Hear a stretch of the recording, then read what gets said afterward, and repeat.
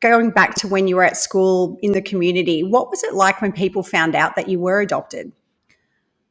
Well, firstly, so my father was uh, born and bred in India, and my mother was white English.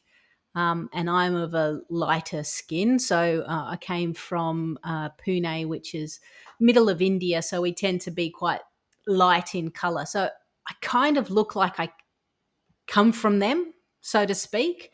Whereas my sister, who's also adopted, was adopted from Bangalore, and she's really dark because the south of India, closer to the equator, everyone's a lot darker. So my experiences compared to hers was completely different. But so a few people were surprised. They go, "Really? Oh, you look like your dad. You look like your mum. You know, you've got your mum's traits, or whatever it may be." But I never hid the fact that I was adopted. I thought it was cool. It was a hell of a better story than compared to the rest of my friends. I mean, they were just born by their parents. Great, whoop-de-doo-dah. Everyone's done that. Whereas my story was a little bit different and cool. So I celebrated that.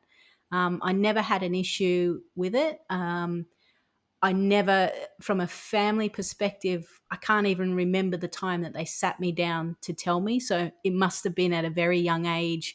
This is the situation. You're adopted. So is your sister. And it was like, okay, cool. Can I go out and play? I reckon that's probably what I would have done.